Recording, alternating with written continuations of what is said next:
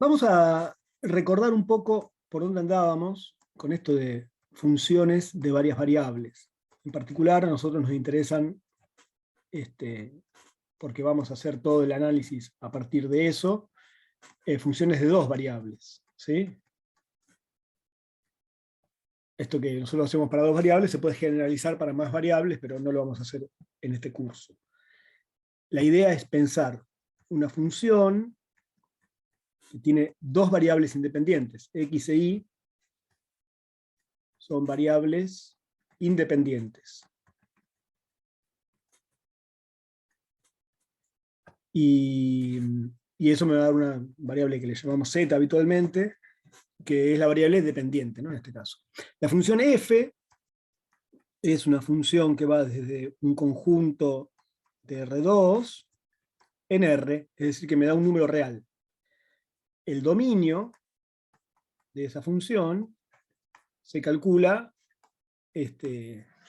como hacemos habitualmente, ¿no? Viendo en qué puntos es posible calcular esa expresión, evaluar esa expresión.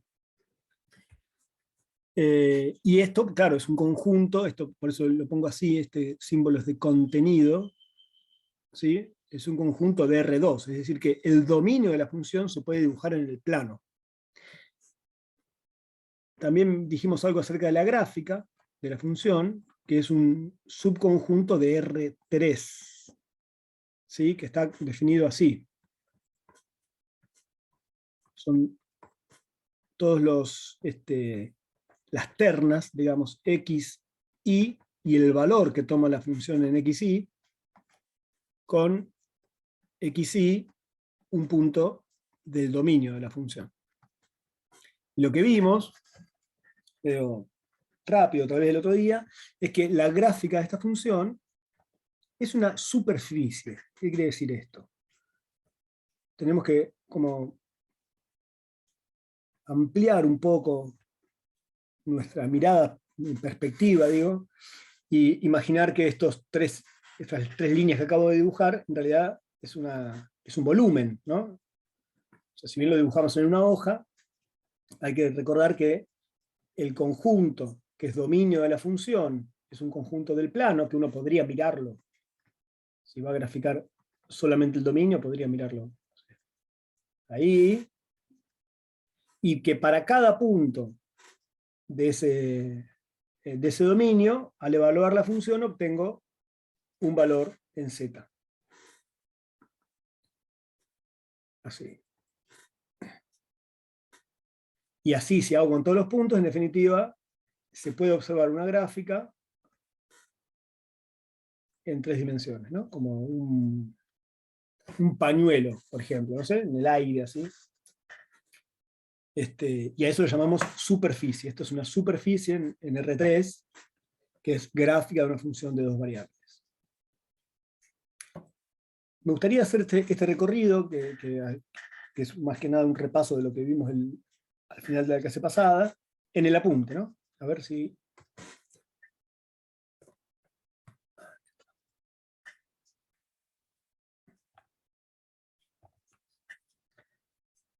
Fíjense, superficies en el espacio es cualquier relación de x y z, básicamente. Es una ecuación que tenga x y z. En particular, ¿sí? El caso de la gráfica de una función cumple eso, ¿no? Es si despejo f de x y menos z igual a 0, me queda una expresión que depende de x y de z, una ecuación, digamos, ¿no? Pero bueno, en particular, las gráficas son superficies. Importante si quieren practicar un poco de cómo ubicar un punto en el espacio. Acá hay una idea general.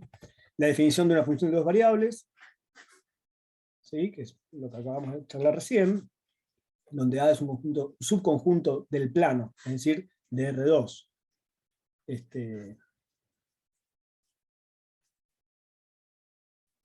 Y bueno, y la idea de imagen es esto, ¿no? En Z. Entonces, la imagen son todos los valores que puede tomar F, en definitiva. Acá está la idea de la gráfica que decíamos recién. La gráfica de F son las ternas x y f de x y, tal que x y está en el dominio. Acá hay un concepto de curvas de nivel que es interesante mirar, pero tal vez no tengamos las herramientas completas para poder profundizar en esto, ¿no? Pero una curva de nivel de una función es un conjunto de puntos del plano donde la función toma siempre el mismo valor. A ver cómo lo dice acá, la curva de nivel permite imaginar, dado un valor k, la curva de nivel k de la función f de x, y es el conjunto de todos los puntos del plano en los cuales la función toma el valor k. Dice, obviamente, no sé si es tan obvio, pero acá dice así, es la curva del plano cuya ecuación implícita es f de x igual k. Bueno, resulta que para los matemáticos esto es obvio. A mí me parece que cuando uno se acerca a estas ideas por primera vez, bueno, hay que madurarla, ¿no? Esta idea, masticarla, pasarla por todos los estómagos, volverla, ¿no? Hacer todo el proceso de rumiado de la idea hasta que uno puede hacer carne esa idea, ¿no? Eso implica trabajar con ecuaciones de dos variables, por ejemplo. Fíjense, f de xy igual a x cuadrado más 16y cuadrado. Acá dice que esto es un paraboloide elíptico, ustedes no tienen por qué saberlo eso, pero sí pueden observar acá la gráfica, ¿no? Esto es un paraboloide elíptico, porque tiene forma de parábola en algún sentido, y de elipse en otros sentidos. ¿Y z dónde estaría ahí, profe? Z ¿No es es este. f?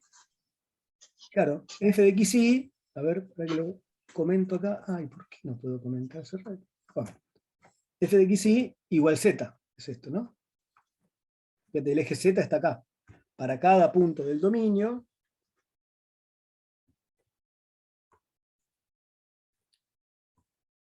para cada punto en el dominio de la función, se evalúa la función acá, y toma este valor. Entonces, eso que está sobre la cáscara de ese paraboloide elíptico, es un punto de la gráfica, ¿no? Si tomo un valor xy en el dominio. La idea de curvas de nivel es pensar en esto, en todos los puntos del dominio, que acá está dibujada la curva, donde la función siempre toma el mismo valor. Es decir, si yo evalúo la función en este punto, me da k. Si la evalúo en este punto, en este de acá, siempre sobre el borde de esa línea que está acá, me da k. Siempre obtengo la misma altura al evaluar la función. Dicho de otro modo, si uno conoce la gráfica de la función, la curva de nivel se puede obtener cortando, fíjense, acá hay un plano, ¿sí?, paralelo al plano xy, al piso, digamos. Si yo corto la gráfica con eso, la intersección, que es esa curva que está acá, se llama traza, ¿no? Bueno, si yo bajo esa traza hasta el dominio, hago la proyección de esa traza al piso de la función, encuentro la curva de nivel. Una cosa que a mí me gusta traer en estos casos es, ¿se acuerdan los vasitos del jardín? Que es la pavada que le voy a decir, pero a mí me parece que es re gráfico eso. Esos vasitos que eran como un disquito, ¿sí?, que tenían muchos aritos, que uno levantaba los aritos y se iban trabando en diferentes lugares, ¿no? Bueno, esos aritos que conforman en definitiva la forma del vaso, ¿no?, que era medio cónico así. Bueno, esa forma serían las trazas. Es decir, que el aro llega hasta una cierta altura y ahí queda fijo, ¿no? Se van trabando los aritos. Bueno, cada uno de esos aritos, con una imprecisión grande, porque queda un aro así grandote, no queda una línea ínfima en esa intersección, pero bueno, por eso digo, es medio tirado de los pelos el ejemplo, pero me parece que sirve para imaginar la situación. Ese vaso armado sería la función. Cada arito, cuando está armado el vaso, sería lo que llamamos traza de la gráfica, ¿no? Ahora, cuando aplastamos el vasito y lo miramos desde arriba, lo que vemos son muchas circunferencias, una dentro de la otra. Bueno, cuando aplastamos el vasito, esas circunferencias que uno ve, podría ser una manera de imaginarse las curvas de nivel, porque aplastamos todas esos cortes del vasito, esas alturas diferentes del vasito, las aplastamos todo al piso del vaso, Y en esa circunferencia tendríamos la curva de nivel, digamos. Sí. Entonces, puede ser como un ejemplo que por ahí nos ayuda a imaginar qué es esto de la curva de nivel, ¿no?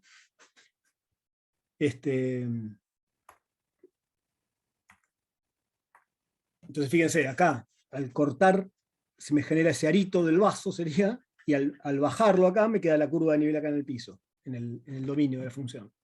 Lo interesante de la curva de nivel es que muchas veces nos ayuda a imaginar cómo sería la gráfica de la función. Y por otro lado, bueno, ustedes conocen un montón de ejemplos de curvas de nivel. ¿Se imaginan esto que es? Que acabo de abrir.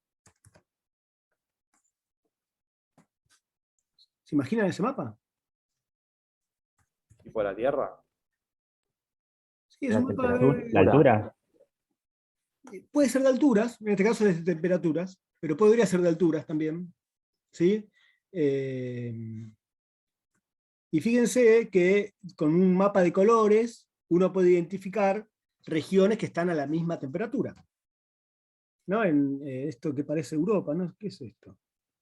Sí, parece algo. No, es inidentificable este mapa. Sí, bueno, a ver si Creo que busco, es Europa, pero me parece. a ver si busco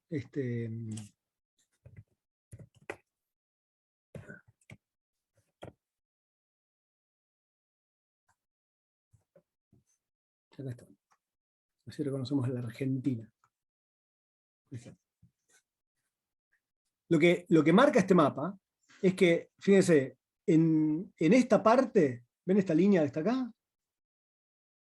Fíjense que esta línea, si la sigo, en algún momento va a tener una referencia. Acá dice 1010. ¿Qué quiere decir? Que, esta es una foto de un instante, ¿no? Pero quiere decir que a lo largo de toda esta línea hay la misma presión atmosférica, hay 1010 hectopascales, creo que eso mide. Bueno, eso es una curva de nivel. ¿Por qué? Porque si yo me moviera, caminara por la Argentina, ¿no? A lo largo de toda esta curva, estaría siempre a la misma presión atmosférica. ¿Cómo es? Mapa topológico. Topográfico, no topográfico. Argentina.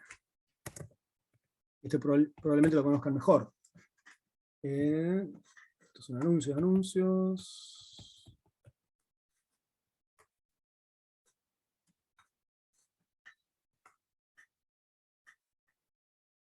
Ahí está. Mapa topográfico. Que con una escala de colores me dice a qué altura está cada región. Sí, sería como el mapa físico-político que sacaba en la librería. Tal cual. Sí, tal cual. El físico, claro, físico-político, sí. Sí, porque tiene la división política, es decir, las provincias están, y también es físico porque tiene eso. Tal cual. Y cada traza de colores diferentes corresponde a una altura diferente. Fíjense que uno podría imaginarse que esto que está acá está a la misma altura. Más o menos, ¿no? Estoy dibujando algo tratando de seguir el mismo tono del rojo. Toda esta línea está a la misma altura. Si uno graficara esto en 3D, vería el relieve de la Argentina. Pero en definitiva, uno lo puede imaginar en un plano a eso. ¿Sí? Bueno, esas líneas, por ejemplo, acá hay otra amarillita. Voy a tratar de seguir el mismo tono de amarillo. Toda esa línea, si yo caminara a lo largo de esa línea que estoy dibujando, estaría siempre a la misma altura sobre el nivel del mar. Bueno, digo, conocen ejemplos de curvas de nivel. En general, una curva de nivel es eso, es una curva en el dominio de la función, en la cual la función siempre toma el mismo valor. En este caso, en el dibujo que estamos viendo, sería la función altura sobre el nivel del mar, que en este caso también depende de dos variables, que son longitud y latitud, si quieren, digo, para ubicarse con el GPS en el mapa, usa altitud y longitud. No, profe, por ejemplo, viste que muchas veces en la televisión y demás muestran un mapa del país cuando hay que votar, con tipo, qué votó cada provincia. ¿Eso también Sí, puede ser? sí, también podría ser, solo que por ahí es más difícil eso representarlo porque tendrías que buscar bien, no sé, por decir algo, todos los puntos donde un candidato sacó la misma cantidad de votos. Ah, claro. No solamente Claro, claro. si ganó Juntos por el Cambio o el Frente de Izquierda, lo que fuera. ¿No? Digo, porque, digo, no sé, si bien, por decir algo, la capital federal podría estar pintada de amarillo porque ganó Juntos por el Cambio, igual que en Santa Fe, por decir algo, los votos que sacó en Capital Federal son, el porcentaje de votos que sacó en Capital Federal es mucho mayor al que sacó en Santa Fe, entonces ahí eso se distinguiría. En todo caso, podría distinguirlos con diferentes colores. Pero el punto acá es de identificar regiones que están, acá lo puse más, que están exactamente a la misma altura, que tienen exactamente el mismo valor, digamos, ¿sí?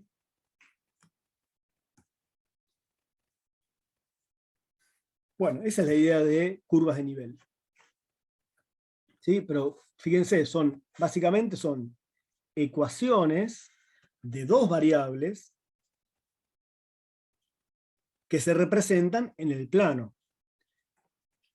¿Sí? Fíjense acá. F de x igual a x cuadrado más y cuadrado. Las curvas de nivel son estas circunferencias que están acá. Si uno ve las curvas de nivel y tiene una referencia de cuál de estas curvas es más alta, es decir, cómo ubicarla, cómo levantarla, como hacemos con el vasito del jardín, cómo levantarla hasta el nivel que le corresponde, uno reconstruye la gráfica de la función, podría reconstruir la gráfica de la función.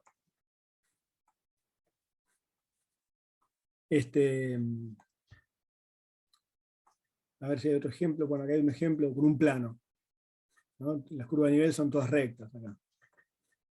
Bueno, recorran un cachito de esto.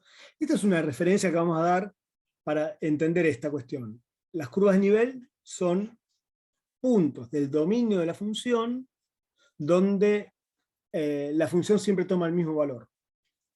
¿Sí? Por ejemplo, la curva de nivel para esta función, x más 2i, f de x igual a x más 2i, uno va planteando k, una constante, igual a x más 2i, y va como pensando en diferentes curvas que contemplen diferentes valores de k. Por ejemplo, si k vale 1, me queda esta ecuación que está acá, x más 2i igual a 1, que es una recta, uno la puede dibujar, etc. Si k fuera 2, me queda x más 2i igual 2, lo mismo, es una recta, la podemos dibujar, es otra recta, ¿no? Entonces fíjense, acá en las curvas de nivel, se observan, se anota, en general en la curva de nivel, de qué nivel se trata, es decir, esta curva que está acá, esta recta que está acá abajo, sobre esos puntos del plano, si yo evalúo la función, siempre vale menos 7. Si tomo la recta que está un poquito más arriba, sobre toda esa recta, sobre cada uno de esos puntos, cuando evalúe la función va a valer menos 5. Y así con todos, acá va a valer menos 3, menos 1, 1, 3, 5, 7. Entonces uno puede ir, de algún modo, reconstruyendo, bueno, si esta está a nivel menos 5, la que está más acá está a nivel menos 3, está un poquito más arriba, entonces de a poquito vamos reconstruyendo la gráfica. A ver, hay una pregunta por ahí. No, Iñaki. No es lo más habitual tener un análisis de estas gráficas, pero sucede que el último tema que vamos a ver, de algún modo, las cita a las curvas de nivel. Vamos a ver que podemos trabajar un poco mecánicamente con esas curvas, pero sin necesidad de reconstruir la gráfica. Pero bueno, es como una muestra gratis. Uno podría trabajar un montón sobre las curvas de nivel y encontrarle diferentes propiedades, características, etc., pero no lo vamos a hacer en esta cursada. Ahora bien, pasemos a algo que sí vamos a profundizar un poco más, que es la idea de derivadas parciales. Cuando nosotros estudiamos funciones de una variable,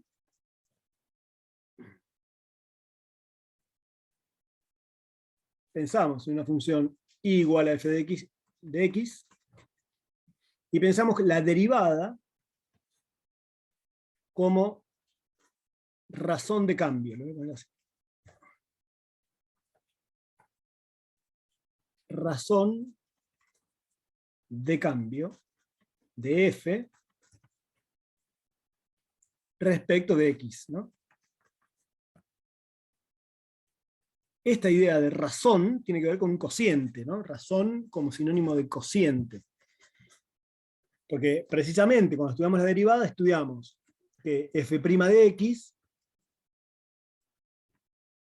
existe si existe el límite del cociente incremental. Es decir, f de x más h menos f de x sobre h, cuando h tiende a 0. Y lo que vimos también, estoy haciendo todo un repaso para hacer paralelismo con esto, lo que vimos es que si yo tengo la gráfica de la función, en un punto determinado, la derivada es precisamente la pendiente de esa recta tangente que está ahí. Es decir, que de algún modo me dice cómo cambia la función cuando cambia la variable independiente. ¿Sí? En el caso de una variable teníamos una variable independiente. Ahora, en más de una variable, voy a tratar de dibujar, después vamos a ir a un gráfico que esté mejor hecho que el mío seguramente, pero pensemos en esto. Cuando yo tengo una función de más de una variable, en este caso 2, que así lo podemos dibujar, digo, tendré, no sé, una gráfica así, ¿sí? Por acá atrás tendrá este borde, la gráfica, qué sé yo. Lo pongo en líneas de puntos porque está por detrás. Y estoy en un punto determinado de la gráfica, vamos a llamarle x0 y sub 0, podría ser que me mueva en este sentido, paralelo al eje X, y fíjense, al moverme en ese sentido, en la gráfica se genera este movimiento. Lo voy a poner en colores, así.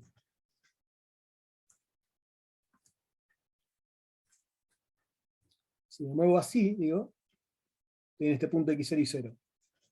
Cuando me muevo así, paralelo al eje X, en la gráfica se va a generar este movimiento. ¿Sí? Si voy pensando en evaluar la función en diferentes puntos cercanos al x0 y 0, me va dando valores que, bueno, si la función es continua, etc., son cercanos al punto de la gráfica. Es como estar mirando el recorrido que uno hizo en el GPS. Uno mira el GPS que ve un mapa plano, pero de repente estuvimos en San Luis, qué sé yo, y si bien uno ve en el plano una curva, no sé, me moví, en el plano vemos, en el mapa, vemos una línea así, en realidad fuimos por una sierra, fuimos bajando, qué sé yo, hicimos un recorrido determinado sobre la superficie, más allá que en el mapa del GPS podamos verlo en forma plana, eso, ¿no? Y también, digo, y entonces nos interesa poder pensar en esa razón de cambio. Fíjense, vamos a pensar esto así. Moverme acá, en esta línea, de algún modo, fíjense que deja el i sub 0 fijo. Son todos los puntos que están acá, todos, son de la forma, no sé, algún x e i sub 0 fijo, porque estoy en una recta paralela al eje x, o dicho de otro modo, donde siempre vale el mismo valor de i. Es decir, que esta curva que se genera acá, uno la podría pensar como intersección entre dos gráficas. La gráfica de f y la gráfica de este plano vertical que estoy tratando de dibujar ahí, que es un plano con i igual a i sub 0. Es decir, un plano que contempla todos los puntos de R3 donde i siempre toma el mismo valor. Entonces, esta curva de acá resulta ser la intersección entre la superficie, que es gráfica, que es la gráfica de f de xy, esta superficie es gráfica de f, y el plano S, como si lo que tuviéramos es, precisamente, no sé, imagínense una pelota, que ustedes la cortan de manera, con un plano, ¿no? No sé, lo voy a dibujar acá la pelota. Una pelota, y tomo una cuchilla y la corto de manera vertical. Al cortarla se me genera este borde de esa pelota. Bueno, esa es la intersección que estoy tratando de dibujar acá. Entonces, de algún modo, lo que estoy diciendo es que estudiar cómo cambia la función ahí es estudiar qué le pasa a la función, del mismo modo que lo hicimos con una función de una variable, pero cuando dejo una de las variables constante. En este caso, el dibujo que estoy haciendo es la variable i, la que es constante. Es decir, que voy a mirar cómo cambia la función respecto de una de las variables. Por eso le llamamos derivada parcial, porque como hay más de una variable, uno podría pensar la variación de la función respecto a la variable x, o bien cómo varía la función respecto a la variable y. O sea, a eso se refiere con derivada parcial, se refiere a que veo un cambio, pero de algún modo no estoy mirando el cambio de la función, sino eligiendo específicamente en qué dirección voy a mirar ese cambio, ¿no? Bueno, esa es la idea de derivadas parciales. Y precisamente, cuando calcule, ahora lo vamos a definir mejor, más formalmente, digo, pero cuando calcule la derivada parcial respecto de x en el punto x0 y 0, me va a dar un numerito que tiene que ver con la pendiente de esta recta. Es una recta también que está en el espacio, pero que está toda sobre el plano y igual a y sub 0, y tiene una cierta inclinación. Dicho de otro modo, si miro este plano y igual a y sub 0, lo miro de frente, ¿sí? Este es igual a y sub 0, es como estar estudiando una función de una variable, en un cierto punto x0, ¿sí? Conozco la gráfica así, y al mirar la derivada parcial voy a estar mirando la pendiente de esa recta. Insisto, lo que hago es mirar, ¿cómo es que dibujan los arquitectos? Poner el ojo acá, ¿no? Mirar de frente al plano este. Entonces le perdemos la profundidad, digamos, o la perspectiva del gráfico. Miramos exactamente, porque nos interesa únicamente el plano igual a y sub 0, miramos exactamente de frente a ese plano. Entonces, esta idea de pendiente la vamos a mirar, pero con esta salvedad. ¿Sí? Dicho de otro modo, o dicho en forma general, ¿qué es una derivada parcial?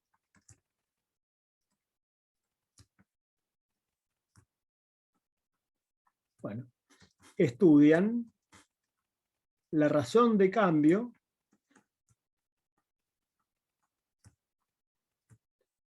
de una función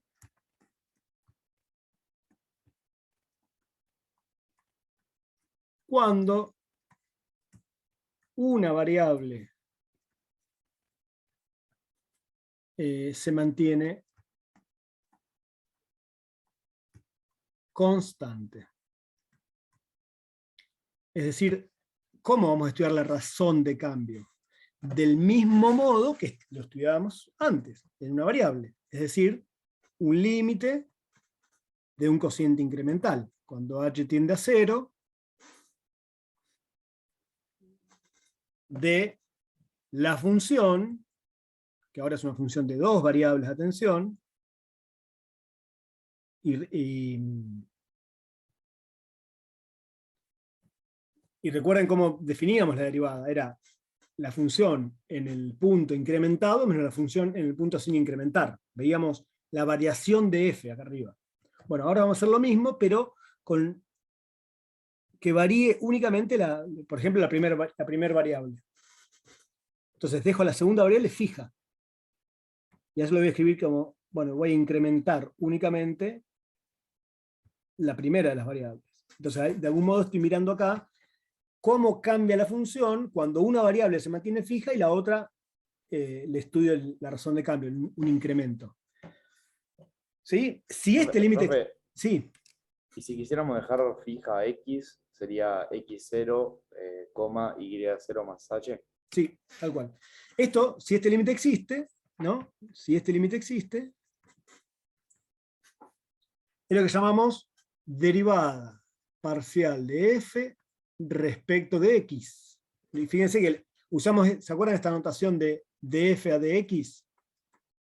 Con la d. Bueno, acá usamos una notación parecida, en lugar de la d usamos este rulito que tiene que ver con derivada parcial, o sea que de algún modo esto me está avisando, si yo veo esto solo, me está avisando que esta función depende de otra variable, no solamente de x. Cuando lo veo así, con la letra D, esto ya me está indicando que la función f depende únicamente de x. Bueno, en este contexto, en este contexto de funciones de más de una variable, usamos esta notación, ¿sí? Y será la derivada respecto de x en el punto, bueno, x0 y 0. Otra manera de anotar esto es anotar f y poner como subíndice la variable respecto de la cual estoy derivando. No hace falta ponerle prima ni nada de esto. ¿Sí? Si pongo f sub x, se sobreentiende que es la derivada parcial respecto de x. ¿Sí?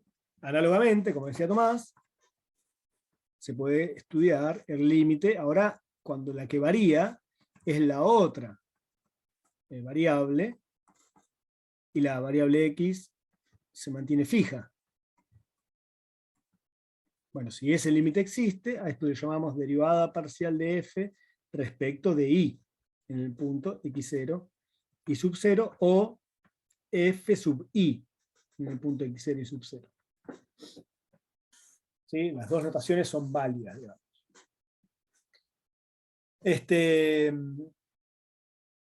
Y derivar esto es, a ver, hay que hacer un pequeño ejercicio de abstracción, pero es relativamente sencillo si uno conoce todas las reglas de derivación, porque, veamos un ejemplo. Si yo tengo la función f de x y igual a seno de x por y más x cuadrado sobre 2 por y, ¿cómo es derivar esta función respecto de x? Bueno, tengo que pensar en esto. Voy a derivar respecto de la variable x, con la regla que conozco, pero siempre pensando en que la variable y es una constante. O sea, actúa, en la hora de hacer este cálculo, actúa igual que una constante. ¿Sí? Entonces empiezo a derivar. El primer término, ¿depende de x? Sí. Entonces lo voy a derivar. La derivada del seno, Seno de x, ¿sí? coseno, tal cual. Coseno. De x y. Adentro de la función seno no hay una x solita.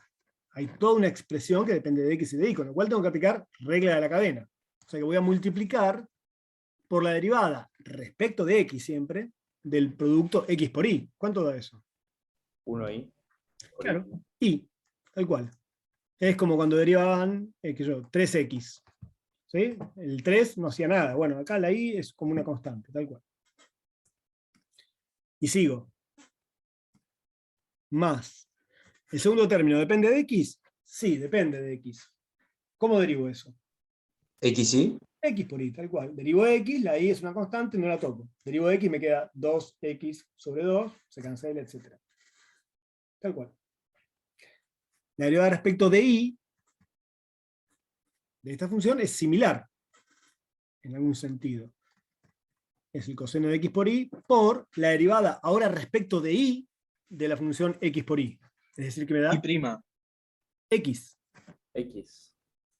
Ah, no, claro. ¿Está bien? Y prima, Sí. de algún modo estás pensando que y depende de x. Y no, acá Claro. son dos variables independientes. Pensá que uno está como muy familiarizado a poner y en función de x porque hicimos mucho trabajo sobre una función de una variable. Y a la variable dependiente le llamamos y. Bueno, acá la variable y es una variable independiente. Bueno, más, el segundo término depende de y, sí, es una X constante. cuadrado de 2. Claro, es una constante por la derivada de y respecto de y, que da 1. Listo. X cuadrado sobre 2. ¿Sí? Insisto, a mí me parece que no es difícil hacer derivadas parciales. Hay que hacer este ejercicio y no caer, ¿no? No pisar el palito de derivar la y cuando derivo respecto de x o al revés. ¿Sí? Veamos el apunte en ese sentido. Derivadas parciales. La gráfica de funciones como bla, bla, bla. Bueno. Fíjense, acá hace todo un análisis re interesante en ese sentido. Toma una función, toma un punto determinado de la función, piensa en la función x1, ¿sí? Fíjense que en definitiva está transformando la función como y es constante, la transforma en una función de una variable. Y esa función de una variable la podemos derivar. Sabemos cómo derivarla. ¿Dónde está la derivada? Z de x es esa, la derivada, z'. Hasta de x es menos 2x. ¿Sí? Bueno, eso me da la gráfica. X es esta de acá, bueno, es esta curva que está acá. Esa gráfica, ¿dónde estaba? Z igual a 7 menos x cuadrado. No es otra cosa que esta parábola que está acá, pero cuando lo miro de frente, ¿no? Si pongo acá, este es el plano igual a 1, este es este plano. Básicamente estoy dibujando esta parábola, ¿no? Y mirada en el punto 2, sí, acá sería en 0, el 2 estaría por acá. Acá como la perspectiva nos confunde un poco, pareciera que está a la izquierda, pero no está a la derecha. O sea, básicamente estoy mirándolo desde acá, al plano.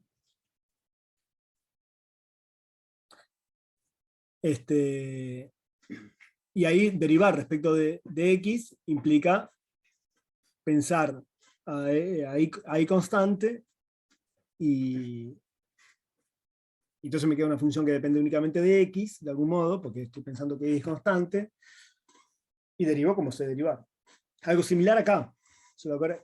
No, este es otro, no es otro dibujo, es el mismo. Algo similar cuando vemos respecto de y. Fíjense, corto con otro, es la misma gráfica, ¿ven? Esta, paraboloide, es un paraboloide para abajo, digamos. Lo corto con otro plano, con el plano x igual 2, y me queda otra idea, bueno, y parece algo similar en cuanto a qué referencia me da esa derivada, ¿no? Bueno, formalicemos la definición, dice, acá está la derivada como la definimos recién. ¿Sí? Fíjense, el límite de cociente incremental, acá se incrementa x, e y se mantiene constante, y acá se incrementa y x se mantiene constante.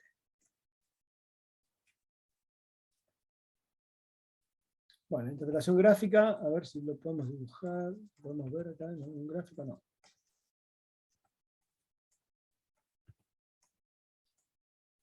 No, bueno, lo vamos a mirar. Bien.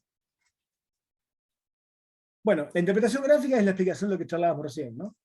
Si corto con un plano y igual y sub 0, paralelo al xz, esto como primera lectura por ahí es medio complicado, pero básicamente tiene que ver con representar esta idea, ¿no? Estoy cortando con un plano donde y es constante, es un plano que es paralelo al xz que está acá. Cuando corto con un plano donde x es constante, estoy cortando con un plano que es paralelo a zi. Entonces la derivada respecto de y, en este caso, me va a dar la pendiente de la recta tangente, esa que se dibuja sobre el plano x igual 2. Eso es lo que explica acá, con la interpretación geométrica. Fíjense.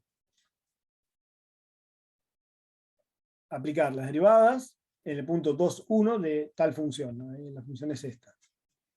Bueno, acá lo hace por definición, pero fíjense, si derivamos respecto de x, esta función, me queda el primer término es 6x, la derivada. El segundo término es menos 4y, porque derivo x me da 1, 4 e y son como constantes. 4 efectivamente lo es, y es una constante porque estoy derivando respecto de x. Y el último término depende únicamente de y, con lo cual cuando derivo respecto de x, ¿cuánto da? 0. 0, claro. Cuando derivo respecto de x, y se comporta como una constante. Algo parecido, similar, digamos, pasa cuando derivo respecto de y. Al derivar respecto de y, el primer término depende únicamente de x, ¿Cuánto da la derivada respecto de y de 3x cuadrado? 3x cuadrado. 0. 0, tal cual. No depende de y, con lo cual es constante. La derivada de una constante sabemos que es 0. Ahora, deriva el segundo término respecto de y. ¿Cuánto da? Menos Eh, 4. Menos 4 por x, creo, ¿no? Menos 4x. Claro. X, tal cual. Porque es 4, menos 4x es una constante y el derivado respecto de y me da 1. ¿Sí? Más el último término, Más 1. 1. Fíjense, acá tengo las dos derivadas. Claro, acá se toma el trabajo en el apunte, no es necesario hacerlo así, pero se toma el trabajo en el apunte de hacerlo por definición, hacen todo el trabajo de cociente incremental, simplifica lo que hay que simplificar, después simplifica estas h, y termina calculando el límite cuando h tiende a 0. Entonces le da lo mismo que a nosotros. Bueno, nosotros lo hicimos con reglas de derivación. Sí, acá lo hizo por definición. Algo similar, pueden ver acá. Voy a borrar esto porque si no se me... Bueno, este no. Algo similar pueden ver cuando deriva respecto de y. Hace toda la cuenta y fíjense que les da lo que nosotros habíamos obtenido con la regla de derivación, menos 4x más 1. Profe, pregunta, Sí. ¿y por qué recién el ejemplo que hicimos de seno de xy más x cuadrado dividido 2 por y, cuando derivamos con respecto a y, ¿por qué el x cuadrado dividido 2 no lo pensamos como una constante y vale 0? Lo pensamos como una constante. Sí, lo pensamos como una constante. Mirá, a ver, vuelvo acá.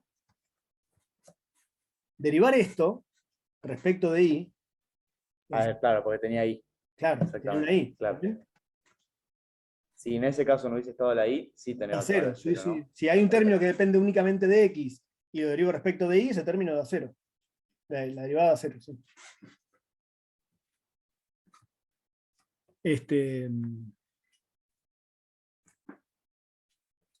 Bueno, entonces fíjense, evaluamos cada una de las derivadas en el punto 2,1, que era el punto de interés que nos interesaba, y bueno, es evaluar una función de dos variables, básicamente, ¿no? Pues la derivada respecto de x, acá había borrado en parte, era 6x menos 4y. Cuando lo evalúo en 2, 1, me queda 12 menos 4. ¿Sí? La derivada respecto de y,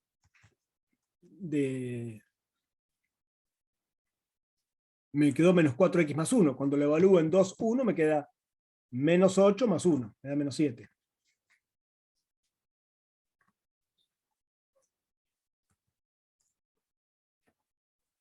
Esto requiere tal vez algunas cuentas, no son cuentas difíciles porque ustedes ya saben derivar.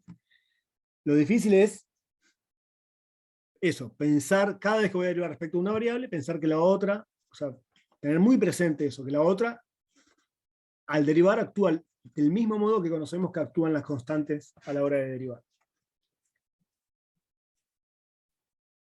¿Ven? Por ejemplo, 2xy cuadrado. La derivada respecto de x, bueno, derivo x solito, me queda 2y cuadrado. La derivada respecto de y, dejo el 2x aparte, derivo y cuadrado, me queda 2x por 2y, es decir, 4xy. Bueno, y así con todos. Y también se pueden definir las derivadas parciales segundas. Fíjense, la derivada parcial, esto digo,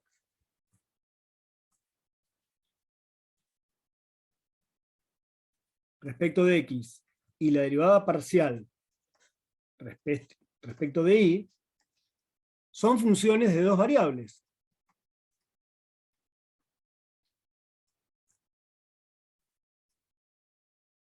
En sí, cuando derivamos con estas reglas que conocemos, obtenemos funciones de dos variables. Uno podría derivar respecto de x a la función derivada respecto de x, volverla a derivar.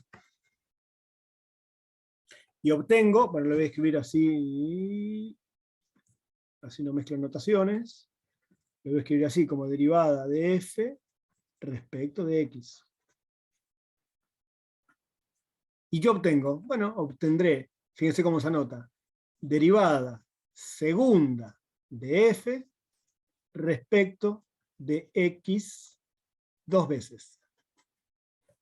¿Sí? Aparece como un supraíndice ahí, un índice de arriba, que me indica cuántas veces estoy derivando la función y cuántas veces respecto de cada variable. ¿Sí? Esto también es una función de dos variables. ¿Se pueden mezclar variables, profe? Tal cual, la derivada respecto de x es una función de dos variables, con lo cual a esta función también la puedo derivar respecto de la otra variable, respecto de y. Es decir, que me queda derivada segunda de f, y acá vamos a usar el orden que usamos habitualmente en la composición.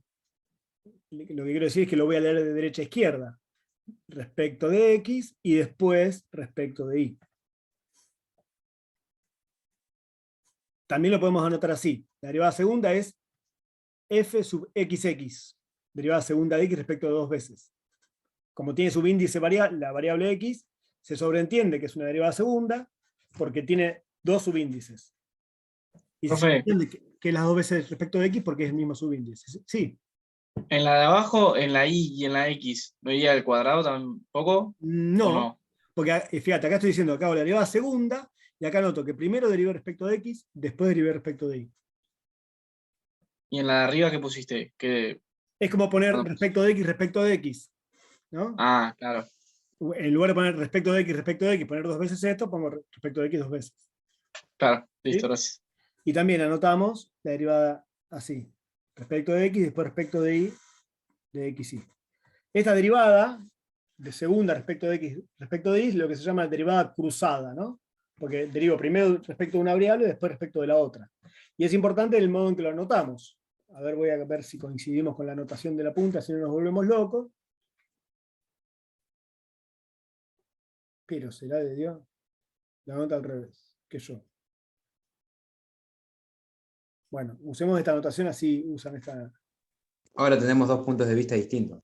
No, son maneras de anotar. Por eso me fijé en la anotación del apunte, porque no quiero perderlos. Son maneras de anotar. Qué raro esto.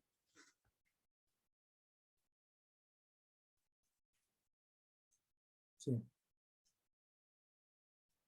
Está bien.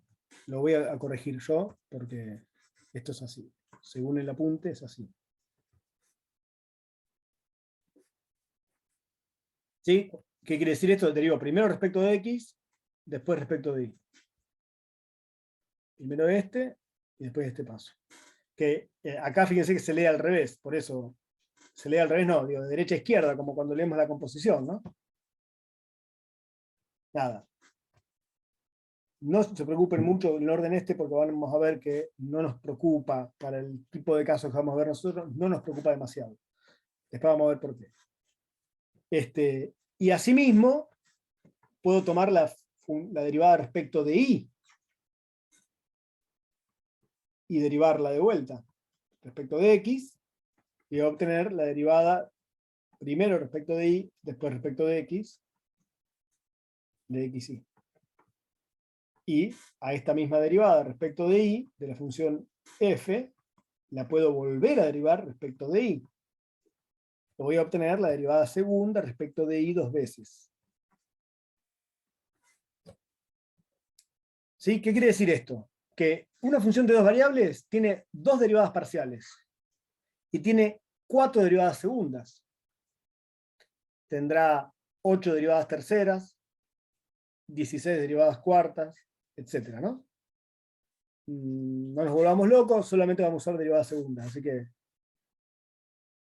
digo, ¿qué quiero decir con esto? Si tuviéramos 3 variables independientes, una función de 3 variables, hago solamente el comentario porque no vamos a trabajar mucho con eso.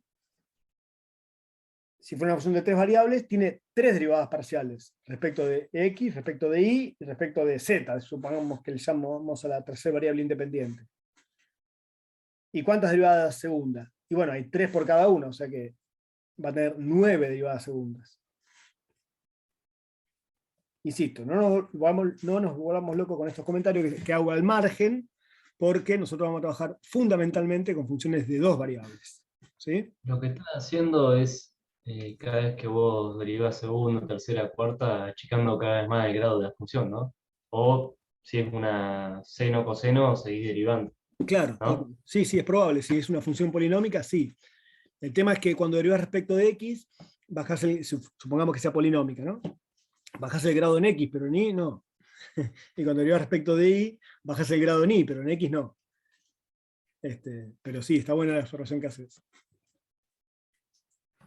Bien, y fíjense esto, ¿no? Que una cosa interesante. El botón indicado es este. Supónganse que tienen un gráfico así. Voy a tratar de hacer un gráfico así. Voy a borrar este eje porque queda escondido ahí atrás. Este borde también. Todavía no definimos nada, no definimos máximo, no definimos mínimo ni nada. ¿Tendrá un máximo esta función en algún lado? ¿Un mínimo? Sí, ¿Dónde dirías que lo tiene? y no puede ser en la parte de arriba del todo, es un máximo. Bien, es como esa cúspide que hay, ¿no? Ahí. Claro. Y abajo el mínimo. Muy bien. La Supongamos que cúpula, eso... la base sería el mínimo. Claro, sí, todos los puntos de la base, ¿no? Si la gráfica termina ahí, sí.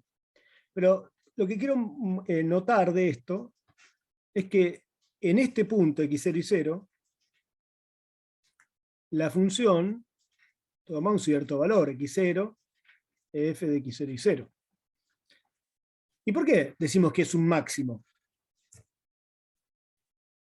Y porque si yo tomo cualquier punto cerquita, fíjense que ahora los puntos del dominio son que están cerquita, podrían moverme en cualquier dirección, ya sea paralelo al eje X, paralelo al eje Y, o un poquito y un poquito, digamos, no sé, en cualquier dirección. Claro.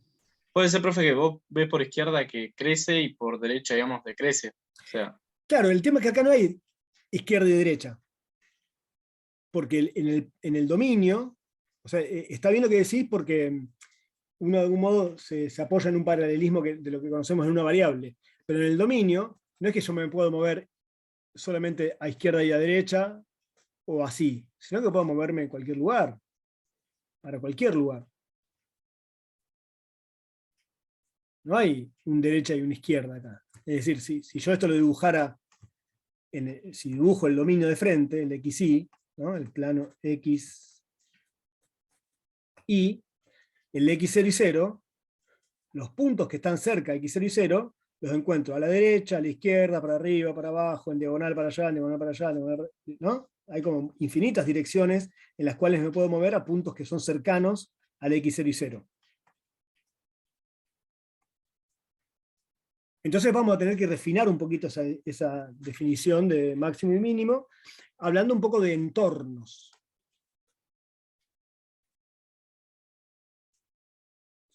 Sí, puede ser. A eso iba, Iñaki, muy bien. Entonces, precisamente, fíjense, si uno hace este corte paralelo al eje X, me queda como, gráficamente me queda un coso así, ¿no? Una parábola así. Si hago, lo voy a dibujar en otro color, un corte paralelo al eje Y, gráficamente obtengo una curva así. ¿Sí? Pregunto, en ese punto, y pensando en esa curva nada más, en esa curva, en ese punto, ¿cuánto dará la derivada respecto de Y? ¿No? La derivada respecto de Y. 0. Claro, ¿no? Porque si miro solamente en este plano x igual a una constante, la gráfica queda algo así, en eso donde hay un máximo, la tangente va a ser horizontal, ¿sí? Y en el otro punto, También es lo mismo, ¿no? claro, la derivada respecto de x también es 0. Entonces fíjense que la búsqueda de puntos críticos, que van a ser nuestros candidatos a máximos y mínimos locales, es muy similar a lo que hacíamos en una variable. En una variable decíamos, voy a buscar los candidatos. Bueno, ¿qué hago? Derivo, busco donde se anula la derivada. Y eso era un candidato a máximo y mínimo local. Y después teníamos ciertas técnicas para clasificar si era un máximo local, un mínimo local. Y es más, teníamos un criterio de primera derivada y un criterio de segunda derivada. Ahora vamos a hacer algo parecido. Vamos a buscar esos puntos críticos como puntos que anulan ambas derivadas. La derivada respecto de x y la derivada respecto de y. Y también vamos a generar un criterio para clasificar esos puntos críticos. ¿Sí? Pero todo eso requiere de darle definiciones, ¿no?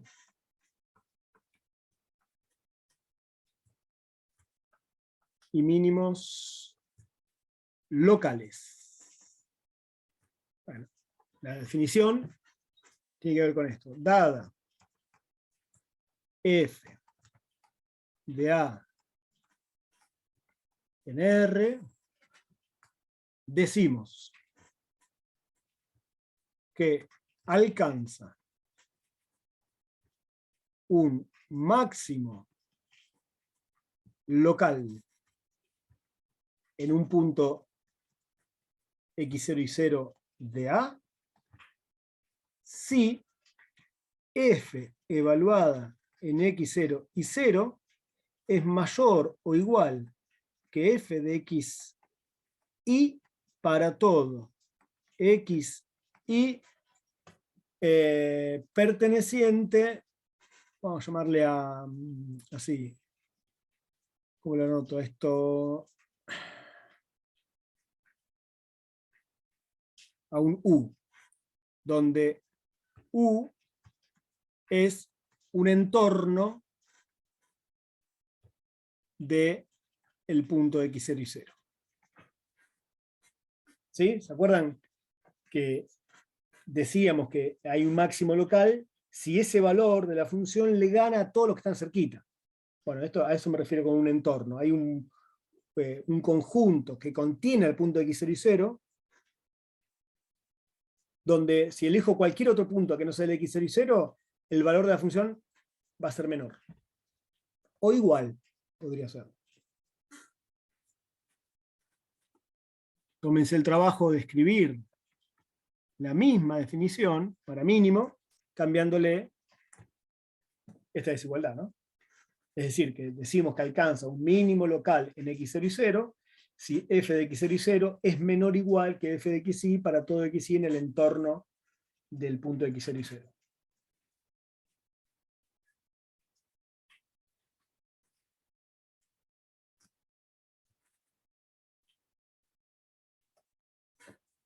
Similarmente, podemos definir extremos globales o absolutos, ¿no? Dada f de A en R, alcanza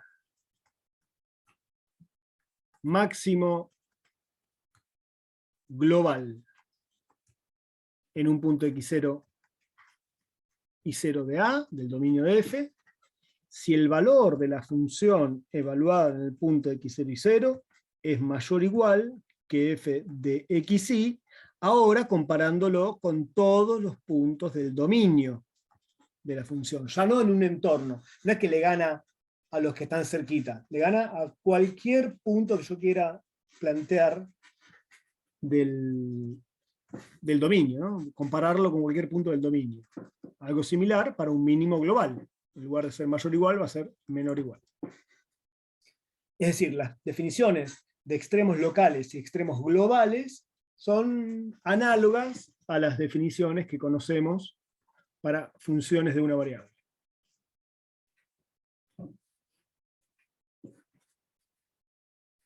Lo mismo, por lo que observamos recién, en el comentario que hicimos un poco intuitivo recién, podemos definir la idea de punto crítico.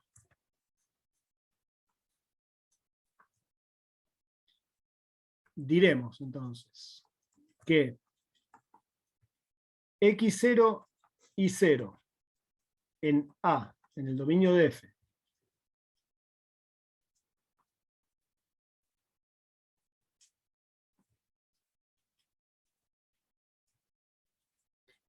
es punto crítico de f de xy si la derivada respecto de x en el punto x0 y 0 se anula, y también la derivada respecto de y en el punto x0 y 0 se anula. Es decir, que para buscar un punto crítico de una función tengo que resolver un sistema de ecuaciones. Profe, para poner que es derivada no te falta el la liñita, digamos, en ¿El f de prima? x. No. Sí. En varias variables alcanza con poner el subíndice, ¿no? No hay que poner prima ahí. Ah, listo. ¿Sí? O lo anotamos así, con la derivada parcial respecto de x de f en el punto x sub 0, ¿no? Para funciones de una variable usamos f'. O sea que de algún modo, si tenemos esta notación, me está avisando que es una función de una variable. Para funciones de varias variables no usamos el prima, usamos el subíndice respecto de qué variable estamos derivando. Veamos un ejemplo de esto, a ver si le animan. Pensemos en una función f de xy igual a x cuadrado por y más x menos y. La derivada respecto de x, ¿cuánto da? 2xy menos y. Menos, Menos 1 menos i. Perdón, no, más 1 menos y. Perdón, más 1 más Ah, no, más 1, uno. más 1, porque la derivada de x respecto de x es 1. ¿Y cómo sigue? ¿Cuánto es la derivada? No, perdón, no, ya está. Ahí, ¿no? Porque la derivada Porque es una respecto... constante. Claro. Exacto. Y es una constante cuando derivo respecto de x. No se preocupen, esto es algo habitual, digamos. Uno tiene que ir acomodando esas ideas, ¿no? Porque está acostumbrado a funciones de una variable. Pero de a poquito, yo sé que se acomoda. Con la práctica se acomoda. Derivo respecto de y. Ahora, ¿cuánto da? Y cuadrado menos 1. Menos 1. Tal cual. Si quiero buscar puntos críticos, la idea es resolver este sistema de ecuaciones. Hay que resolver un sistema de ecuaciones. Dos ecuaciones con dos incógnitas. Le voy a poner referencias para citarlo. De la segunda ecuación, vemos que x cuadrado tiene que ser igual a 1, es decir, x es más 1 o menos 1. ¿Sí? Entonces, con x igual a 1, en la primera ecuación, reemplazo x igual a 1 y me queda 2y más 1 igual 0. O sea que y me da menos 1/2. Entonces, 1 menos 1/2 es punto crítico de f.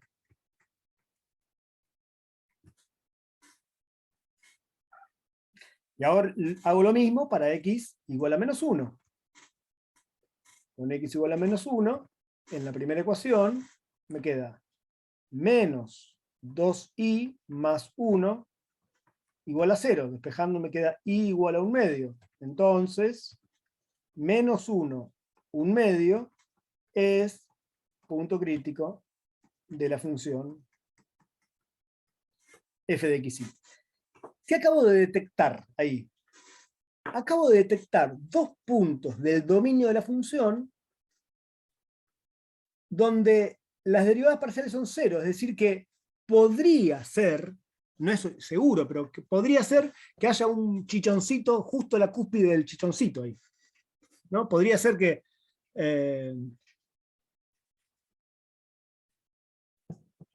esto.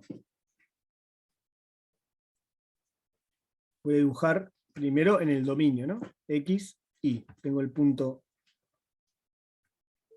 1 menos 1/2. Ahí tengo un punto crítico. Y acá, menos 1, 1/2. Acá tengo otro punto crítico. ¿Qué es estos valores? Bueno, son valores que en la gráfica de la función, ahora voy a tratar de dibujarlo esto en 3 dimensiones, no sé, no tengo la menor idea cómo es la gráfica de la función, 1 de x menos 1/2 de y está por acá atrás. Podría ser, voy a inventar, pero podría ser que ahí tenga un chichoncito la gráfica, ¿sí? ¿No? Que haya un bump, sí, un chichoncito. Podría ser que sea un chichoncito para arriba, podría ser que sea un chichoncito para abajo, no lo sé. Pero también podría ser que no sea ni una cosa ni la otra. ¿Sí? Sí, que las derivadas parciales sean 0, pero que por ahí la gráfica es, no sé, así. ¿No? Las derivadas parciales ahí son 0, pero no es ni un máximo ni un mínimo, como pasaba para plantear un paralelismo con x cubo, por ejemplo, ¿no? Entonces tendríamos que desarrollar alguna herramienta que nos permita clasificar estos puntos críticos y saber si se trata de un máximo local, un mínimo local, o tal vez ni un máximo ni un mínimo local, que son las opciones que tenemos. ¿Sí? A ver en el apunte cómo lo dice. Fíjense, puntos críticos son donde anula la derivada. Clasificación de puntos críticos. Bueno, lo da directamente.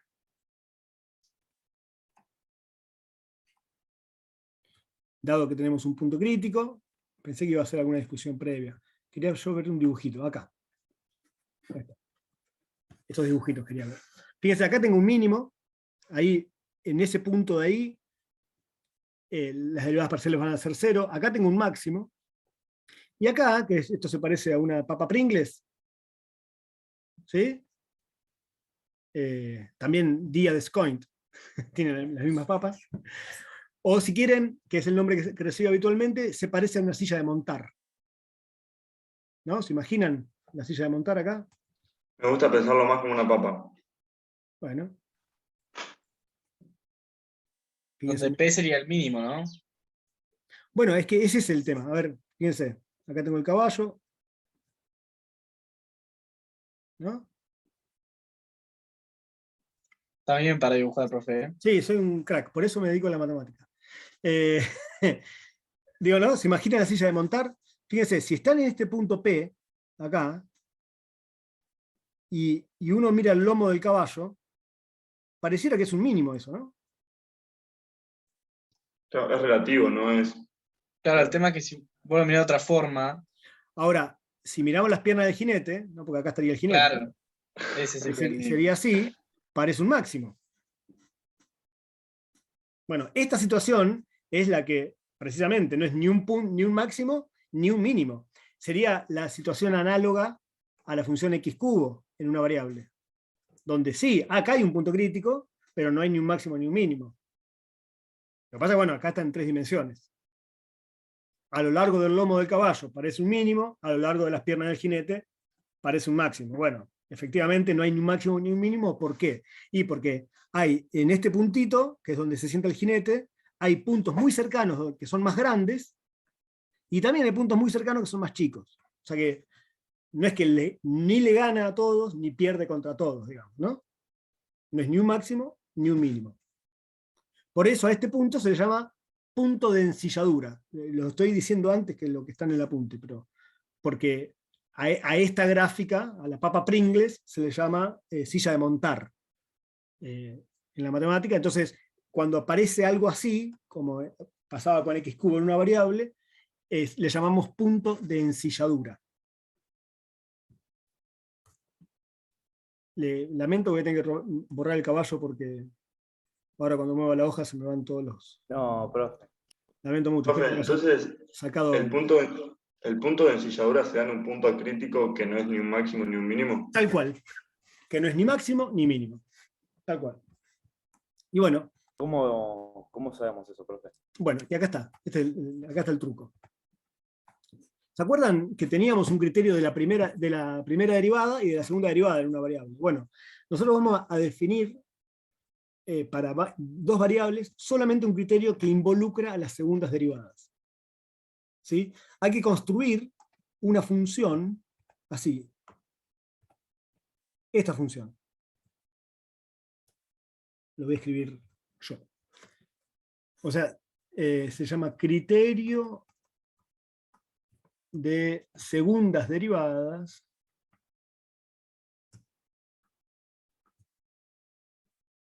para clasificar puntos críticos de funciones de dos variables. Y el criterio dice algo así. Si x0 y sub 0 es punto crítico de f de xy,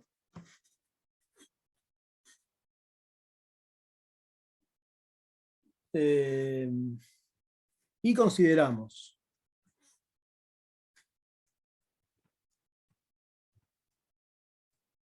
fíjense esta función que le voy a llamar d de x y, que se construye de esta manera. Es la derivada respecto de x dos veces multiplicada por la derivada respecto de y dos veces menos el producto de las derivadas cruzadas, es decir, la derivada respecto de x y después de y la derivada respecto de y después de x. Fíjense, hay que construir una función que se construya calculando todas las derivadas segundas y armándola así. Bueno, x0 es un punto crítico, consideramos esta función. Se tiene que x0 y 0 es extremo local de f de xy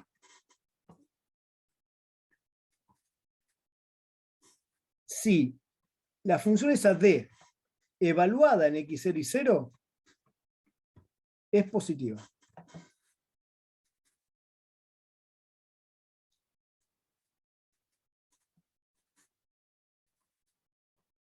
Y lo voy a poner así. Acá 2 puntos, voy a ir enumerando.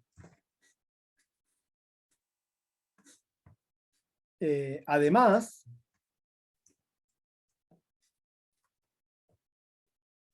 si la derivada segunda de x respecto dos veces en el punto x0 y 0 es mayor que 0, entonces en x0 y 0 hay mínimo local. Pero si la derivada segunda de x respecto de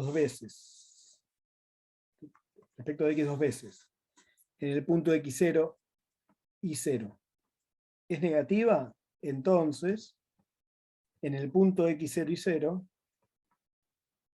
hay máximo local.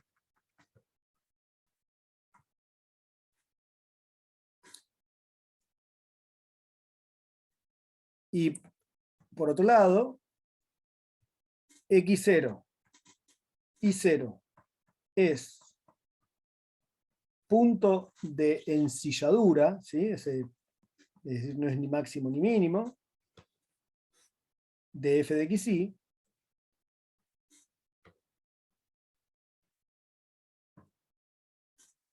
Si esa función d, al evaluarla en el punto x0 y 0, es negativa.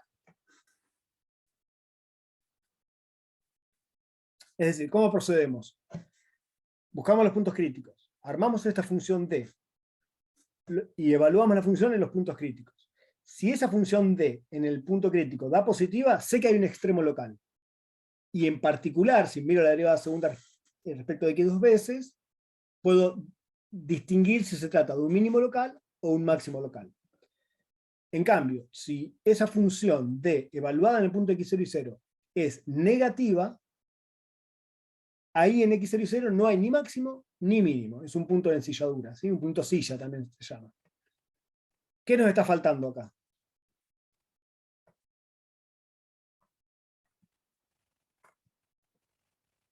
¿Qué pasa cuando es igual a 0? Tal cual. Si d en el punto x0 y 0 es igual a 0, el criterio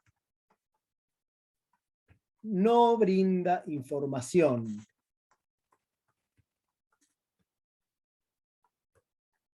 Es decir, podría ser que sea un máximo local, podría ser que sea un mínimo local, podría ser que sea un punto de ensilladura.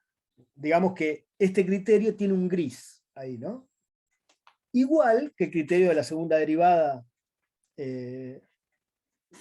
para clasificar puntos críticos de funciones de una variable. ¿Se acuerdan esto? Que si la derivada segunda en el punto crítico era positiva, mínimo local. Si era negativa, máximo local. Si era cero, no sabíamos. ¿Sí? Y es más, vimos ejemplos donde la derivada segunda respecto la derivada segunda de la función era cero y había un máximo, otros donde había un mínimo, otras que no había ni máximo ni mínimo, digamos.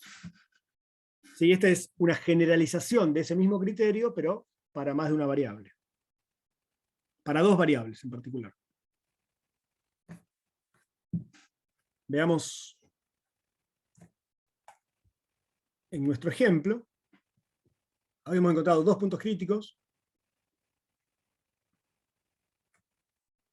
A ver si me acuerdo de esto. X cuadrado de y más x menos y.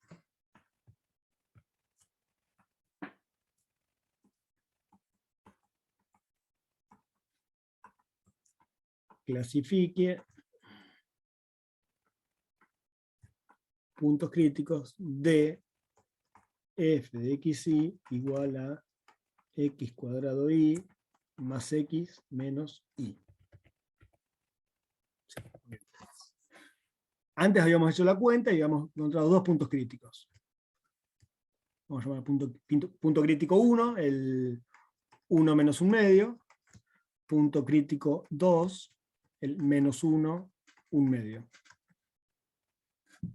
¿Se acuerdan que habíamos hecho el dibujito este y que no sabíamos qué pasaba en ese punto? Lo había hecho con el 1 menos 1 medio. No sabíamos si había una bochita para abajo, una bochita para arriba, o ni una cosa ni la otra.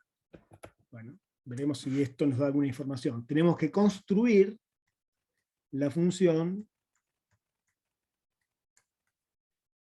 que usa el criterio, la función que involucra las derivadas segundas. ¿Sí? Tengo que derivar respecto de x dos veces, multiplicar por la derivada de y, derivada segunda respecto de y dos veces, y restarle el producto de las derivadas cruzadas.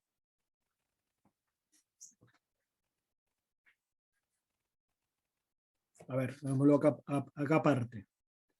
La derivada respecto de x nos daba 2x y más 1. La derivada respecto de y nos dio x cuadrado menos 1. Entonces, nuestra función es derivada respecto de x dos veces. Es decir, tengo que tomar esta función, derivada respecto de x, y volverla a derivar respecto de x. ¿Cuánto nos da eso? 2i. 2i, sí. Por derivada respecto de y dos veces. Tengo que tomar la derivada respecto de y y volverla a derivar respecto de y. ¿Cuánto da? 2x. Respecto de y. Cero. Claro, 0. No depende de y, tal cual. Por 0. Menos derivadas cruzadas. Respecto la de x, ahora la derivo respecto de y. La derivada respecto de x, la voy a derivar respecto de y, me da 2x. 2x, correcto. Y ahora tomo la derivada respecto de y y la derivo respecto de x. ¿Cuánto da? ahí sí, 2x. 2x otra vez. Es decir, que la función que voy a usar para determinar si se trata de un máximo, un mínimo local o un punto de ensilladura es la función menos 4x cuadrado, porque 2i por 0 me da 0. ¿Sí? Tal vez alguno ya se esté dando cuenta qué va a pasar con esto, pero lo que hay que hacer es evaluar esta función en los puntos críticos que habíamos obtenido antes.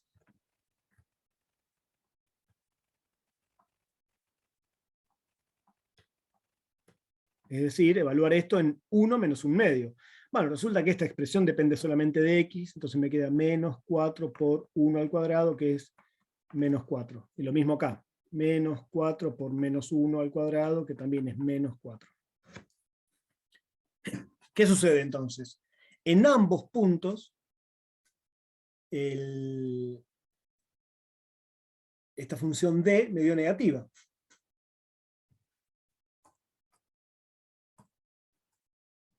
Por lo tanto, en 1 menos 1 medio y en menos 1, 1 medio, f de x y presenta puntos silla, o puntos de ensilladura, es lo mismo, ¿no? Fíjense, no hay ni máximo ni mínimo en esa función. Los puntos críticos que encontramos resulta que son puntos donde la función no tiene ni máximo ni mínimo. Tiene un punto silla. Profe, ¿puede pasar que te dé una parte positiva de otra negativa? Y en ese caso, tipo, el punto que te da negativo no se toma y el que da positivo ahí sí lo evaluás. Una parte positiva, ¿cómo sería? Me refiero, por ejemplo, que suponete que no sé, una de las dos funciones de D te da positiva y la otra negativa. ¿Ahí qué pasa? No, es que la clasificación del punto crítico es individual, ¿no? Si vos agarrás un punto crítico y la función D te da positiva, hay un extremo local. Si el otro te da negativa, en ese otro punto habrá un punto silla. ¿Sí? Acá coincidió que los dos son puntos silla, pero bueno, es una particularidad del ejercicio. ¿Sí? Una cosa interesante para observar acá es que, fíjense, las derivadas cruzadas nos dieron iguales. Y eso ocurre, lo vamos a enunciar en forma de teorema, si f de xy tiene derivadas parciales continuas, entonces resulta que las derivadas segundas cruzadas son iguales. Era lo que pasaba en el caso anterior. Y de hecho pasa en casi todos los problemas que vamos, o todos los problemas que vamos a ver en Matemática 1, con lo cual muchas veces este enunciado de esto se resume, no me importa cuál es el orden en que derivo. ¿Sí? Porque las derivadas, ya sea de un lado o del otro, van a dar igual. Otra cosa interesante a rescatar es que también conocemos el teorema de Weierstrass para funciones de dos variables. Si f de xy es continua en un conjunto cerrado,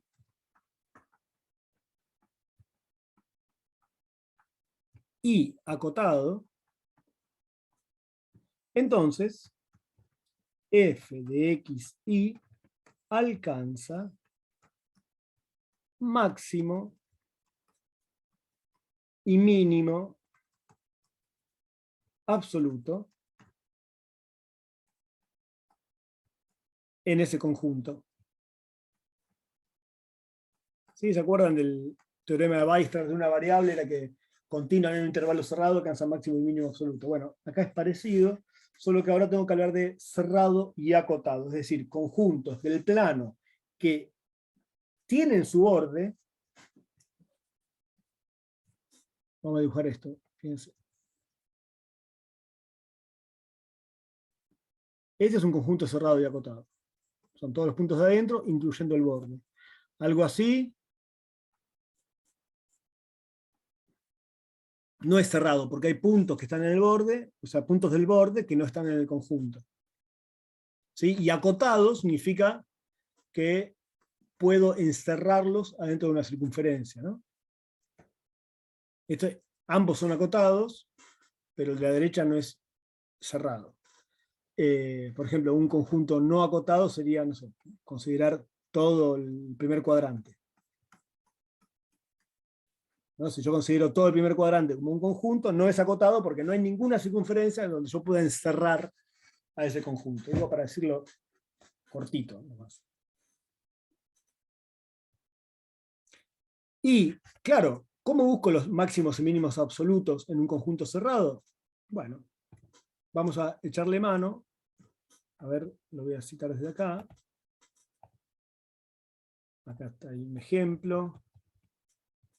al método de multiplicadores de Lagrange. Digo, acá hay un ejemplo.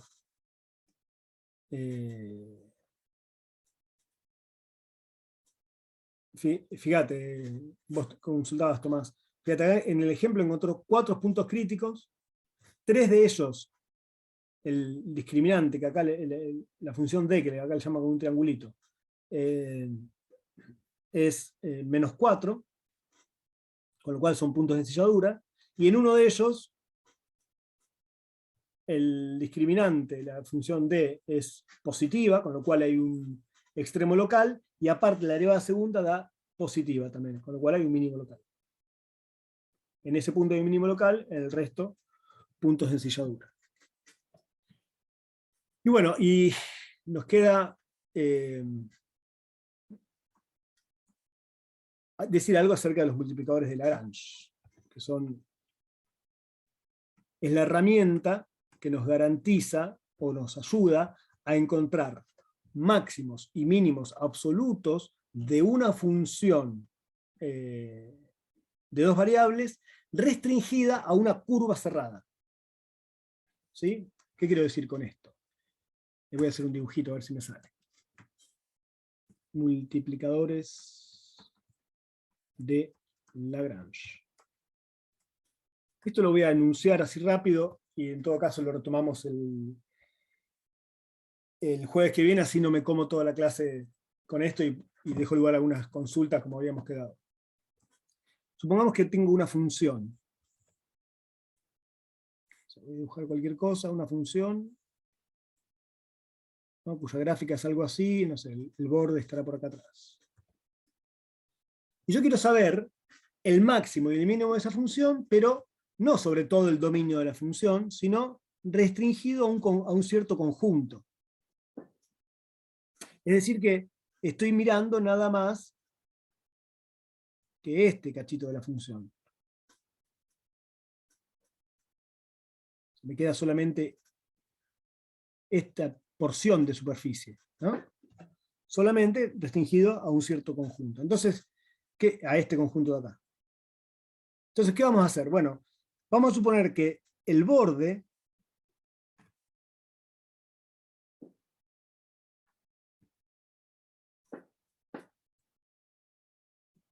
es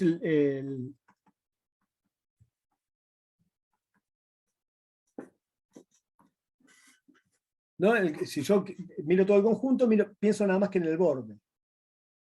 Entonces, ¿qué vamos a hacer? Bueno, si ese borde es curva de nivel de alguna función, este borde C se puede escribir como, no sé, una ecuación de 2 variables, porque es una curva en R2, ¿no? En el plano XY, en definitiva. Si ese borde lo puedo escribir como esto, G de XY igual a una constante, de acá viene la idea de curva de nivel, ¿sí? Por eso hablamos un poquitito de curva de nivel.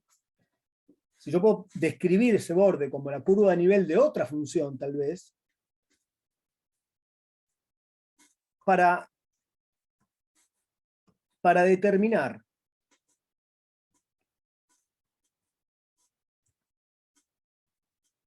los máximos y mínimos de la función f de xy, ¿sí? Esta gráfica era una función f de xy, restringido a la curva C, ¿sí? Básicamente estoy buscando en esta porción, ¿no? de superficie, dónde estará el punto más alto y dónde, en este borde de la superficie, digo, dónde estará el punto más alto y dónde estará el punto más bajo. Para determinar esos máximos y ese mínimo, buscamos los puntos críticos de la función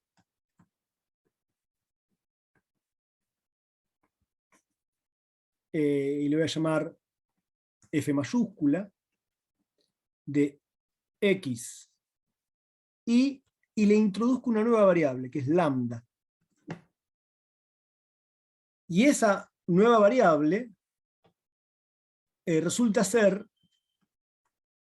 lo que llamamos multiplicadores de Lagrange.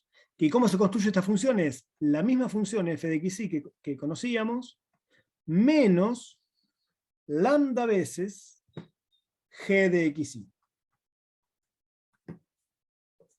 Si busco los puntos críticos de esa función, estaré encontrando los puntos críticos de f de xy restringido a esa curva C, que insisto, la curva C se puede describir como una ecuación de dos variables. Me estoy comiendo algo acá. G de xy, perdón, menos C, menos K sería. Entonces fíjense, cuando derivo respecto de x, cuando derivo a f grande, la derivo respecto de x, ¿qué me queda? Bueno, me queda la derivada de f chica respecto de x, menos lambda veces la derivada de g respecto de x, porque esta función depende de x y de y, bueno, menos 0, porque derivo la constante k y da 0. Cuando derivo respecto de y a esta función, f mayúscula, encontraré la derivada de f respecto de y menos lambda veces la derivada de g respecto de y menos 0. Y cuando derive respecto de lambda, que es la tercera variable de esta función de tres variables, la derivada de f chiquita respecto de lambda es 0, porque no depende de lambda. Y entonces me va a quedar menos, y la derivada de lambda es 1, y esto me queda como una constante, entonces me queda menos g de x y más la constante. Y como yo estoy buscando los puntos críticos, básicamente tengo que igualar a 0 estas tres derivadas. Estoy buscando los puntos críticos de la f mayúscula. O sea que, en definitiva, a esto lo puedo escribir como, podría escribirlo así directamente, la derivada respecto de x tiene que ser igual a lambda por la derivada de g respecto de x, la derivada de f respecto de y tiene que ser igual a lambda por la derivada de g respecto de y en definitiva, g de x y tiene que ser k. ¿Sí? Otra vez despejando de esta ecuación. Fíjense que lo que estoy diciendo, de algún modo, es que la derivada respecto de x y respecto de y de f tienen que ser proporcionales a la derivada respecto de g, de x y de y de g.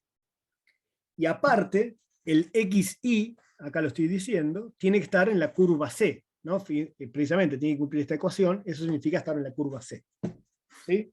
Bueno, esto es lo que conocemos como método de multiplicadores de Lagrange. Si resolvemos ese sistema de ecuaciones, encontramos los puntos críticos. Voy a parar acá. Si bien estaría bueno hacer un ejemplo, no quiero gastar más tiempo en esto, por la urgencia del parcial de mañana, ¿no?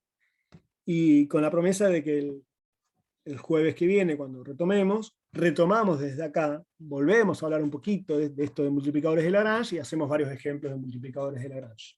¿Sí? Pero no dejen de mirar el apunte en ese sentido. Acá, bueno, en lugar de poner g de xy menos k, bueno, le puso c a la constante,